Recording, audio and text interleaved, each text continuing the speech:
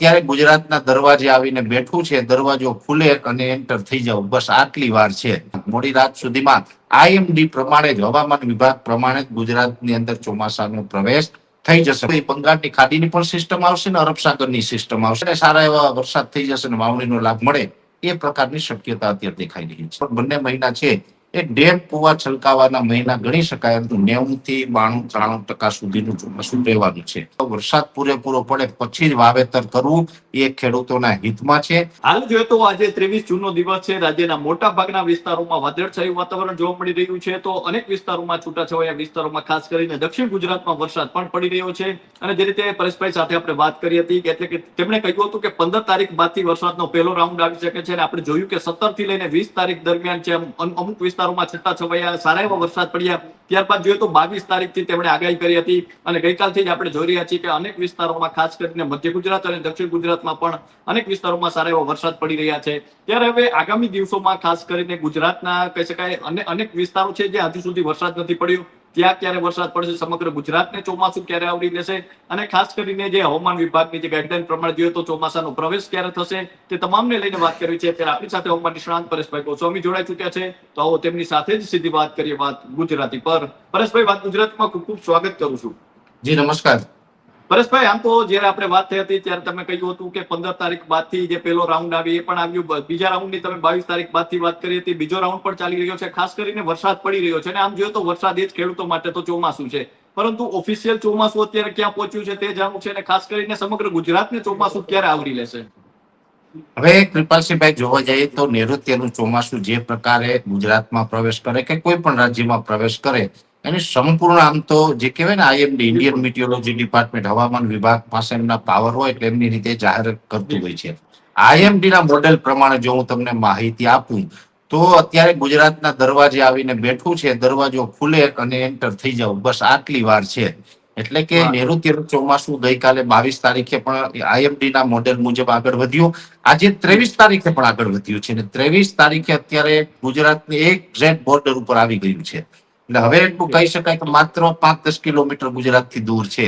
એ જે આજે બપોરના ટાઈમે લગભગ 12-12:30 વાગે જે મોડેલ અપડેટ થયું છે, એમાં જે અમે પ્રિડિક્શન કરતા અલગ અલગ મોડેલ ચેક કરતા હતા, એમાં વળી અમે આજે આઈએમડી નું મોડેલ ચેક કર્યું તો એમાં બતાવ્યું કે ભાઈ હવે 5-10 કિલોમીટર દૂર છે આપણા ગુજરાતથી. તો ગુજરાતને બોર્ડર ઉપર તો આવી ગયું છે, એટલે લાગે છે કે આજે રાત સુધીમાં, મોડી રાત સુધીમાં આઈએમડી પ્રમાણે જ, હવામાન વિભાગ પ્રમાણે જ ગુજરાતની અંદર ચોમાસાનો પ્રવેશ થઈ જશે. પછી ઠીક છે કે જાહેરાત કદાચ આવતીકાલે ગુજરાતની અંદર ચોમાસાની જાહેરાત આવતીકાલે કદાચ કરે હવામાન વિભાગ, પણ ટૂંકમાં હવે ચોમાસું છે મોડી રાત્રે ગુજરાતમાં પ્રવેશ કરી જાય એવા પરિબળો અત્યારે સક્રિય થઈ ગયા છે. ને એમાં પણ અત્યારે એક અરબ સાગરની અંદર જે કરંટ છે, એક કહી શકાય કે અસ્થિરતા છે, સાથે બંગાળની ખાડી પણ હવે તો સક્રિય થઈ છે. એટલે બંને જગ્યાએથી જે પ્રેશર મળી રહ્યું છે, આ પ્રેશર છે કે એને કે હવે ગુજરાતને વરસાદી લાભ મળશે. જોકે આમ તો ચોમાસું પ્રવેશ કરે પણ વરસાદની શરૂઆત ગઈકાલથી જ થઈ ગઈ હતી.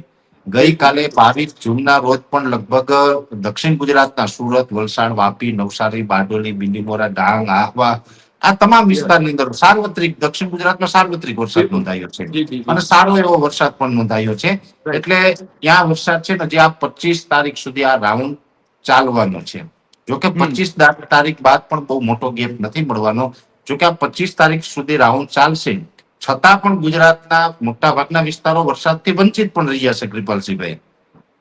એનું કારણ છે કે આમાં કોઈ મજબૂત સિસ્ટમ તો છે નહીં. મેં આપને પહેલા જ જણાવ્યું હતું કે જૂન અને જુલાઈમાં સામાન્ય કરતા વરસાદની ઘટ તો રહેવાની છે.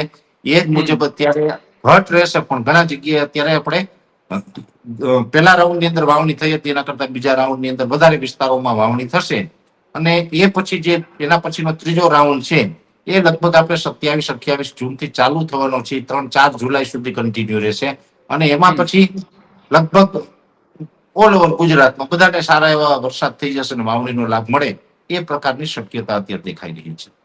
જી, ખાસ કરીને પરેશભાઈ વિસ્તાર વાઇઝ જાણવું છે. આપણે જોઈએ તો કચ્છની ખાસ વાત કરવી છે કે કચ્છમાં આ વર્ષે કેવો વરસાદ રહેશે, કચ્છમાં વિસ્તાર વાઇઝ આપણે જોઈએ તો કેવો વરસાદ રહેશે, અને સાથે ગુજરાતના અન્ય જે ઝોન છે તેમાં પણ કેવો વરસાદ રહેશે? સામાન્ય રીતે જોવા જઈએ તો કૃપાલસિંહભાઈ ઓલ ઓવર ગુજરાતની અંદર ઘણા સમયથી અમારું અનુમાન છે એ મુજબ 90 થી 92-93% સુધીનું ચોમાસું રહેવાનું છે. એટલે ચોમાસું એકદમ સાવ નબળું કે પછી પાણીની તંગીઓ સર્જાય એવું પણ નથી થવાનું. તો એની સામે છેલ્લા 3-4 વર્ષથી આપણે ઓવર વરસાદ પડતા હતા એટલું બધું પણ નહીં, પણ એકંદરે 90 થી 93% સુધીનું ચોમાસું રહેવાનું છે. હવે એની અંદર જોવા જઈએ તો કચ્છ જિલ્લો છે, કચ્છ જિલ્લાની અંદર એવરેજ આમ જોવા જઈએ તો 12 થી 20 ઇંચ પડીએ તો પણ કચ્છમાં સારું કહેવાય, એ સારામાં સારું બિલકુલ. ચોમાસું કહેવાય. અને હમ. નોર્મલ રીતે એ જ પ્રકારનું ચોમાસું છે એ કચ્છમાં રહેવાનું છે. કચ્છમાં ચોમાસું લેટ લાભ આપશે, જેવી રીતે હમ. અત્યારે બધાને લાભ આપે છે એમ કદાચ જી. આ રાઉન્ડમાં જૂન મહિનામાં કદાચ કચ્છના બધા વિસ્તારની સીમિત વિસ્તારનો વારો આવે, પણ કચ્છને ચોમાસા માટે થોડીક રાહ જોવી પડશે. જુલાઈના પ્રથમ અઠવાડિયામાં ચોક્કસથી કચ્છમાં સારો વરસાદ થશે. એટલે એ પ્રકારે થોડીક શરૂઆત છે એ પણ કચ્છમાં લેટ થશે, જુલાઈથી થશે, જુલાઈના પ્રથમ અઠવાડિયાથી. હમ. પણ ખાસ જે વાત છે કે કચ્છમાં ચોમાસું છે બહુ ભયંકર રીતે નબળું પણ નથી રહેવાનું કે કોઈ જી. અતિવૃષ્ટિના જે દ્રશ્યો જોવા મળે એવી પરિસ્થિતિ પણ નથી થવાની. સામાન્ય એક પ્રમાણે હમ. સામાન્ય કરતા કદાચ 2-5% ઓછું ચોમાસું જોવા મળે એ પ્રકારની શક્યતા અમે કચ્છ માટે માની રહ્યા છીએ. જી. પરેશભાઈ, ખૂબ સારો વરસાદ ક્યારે આવી શકે છે, જે આપણે કહેવાય કે હેલી આવે એ પ્રકારનો, જે આપણે સામાન્ય ભાષામાં કહેતા હોય છે, એ પ્રકારનો વરસાદની શરૂઆત ક્યારે થશે? કૃપાલસિંહભાઈ, આ વર્ષે છે ને આમ જોવા જઈએ તો જુલાઈ મહિનામાં પણ એકંદરે વરસાદ તો સારા પડશે, એમાં કોઈ ચિંતાનું કારણ નથી. હમ. જે રેગ્યુલર દર વખતે જે જૂનમાં પડે ને જે ડેમો બધું ઓવરફ્લો થાય એટલું બધું શક્યતા નથી, પણ એટલું ચોક્કસ છે કે એકંદરે હેલી ટાઈપે જોવા મળે. મધ્યમ વરસાદ છે 4-5 દિવસ જુલાઈમાં પણ જોવા મળે. એ પ્રકારનું જુલાઈમાં 2 થી 3 રાઉન્ડ હશે, એટલે એમાં કોઈ ચિંતાનું કારણ નથી.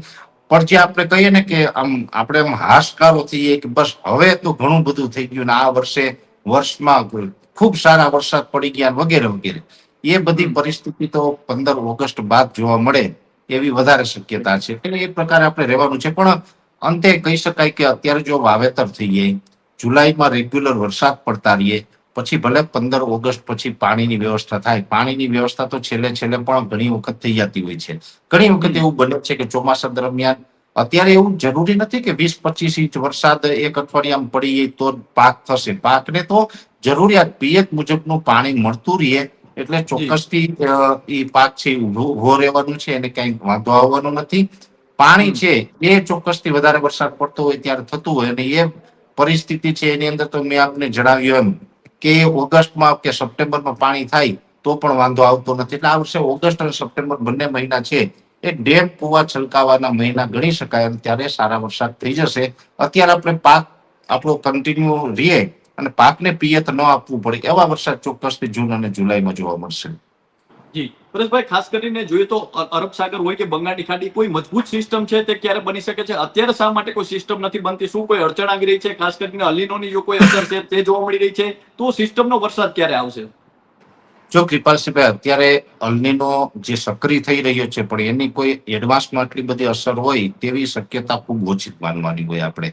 એટલે હમ. અલનીનોની બહુ અસર નથી. પણ એક વાત ચોક્કસ છે, ઘણી વખત એવું બનતું હોય છે કે અરબ સાગર ને બંગાળની ખાડી છે શરૂઆતમાં એટલા સક્રિય જોવા ન મળે, એ નિષ્ક્રિય હોય, એટલે કે હમ. એમાં કોઈ વરસાદી સિસ્ટમ ન બને. એટલે અત્યારે એવી કોઈ મજબૂત સિસ્ટમ છે એ અત્યારે નથી. આજે 22 થી 25 જૂનમાં જે વરસાદ પડવાનો છે એમાં કોઈ મજબૂત સિસ્ટમ નથી. એ ઓકે. રાબેતા મુજબ ચોમાસું આવે છે ને વરસાદ પડે છે ને હજી પડશે. એવી જ રીતે જોવા જઈએ તો જે મજબૂત સિસ્ટમ બને ને સારા વરસાદ કહી શકાય કે જે કાયદેસર સિસ્ટમનો વરસાદ છે એ 5 જુલાઈ થી લઈને 15 જુલાઈ વચ્ચેનો જે સમયગાળો હશે ને એમાં હમ. પછી આપણે ખૂબ સારા વરસાદે હશે. ખૂબ સારા એટલે પાકને આપણે જરૂરિયાત મુજબના. જી.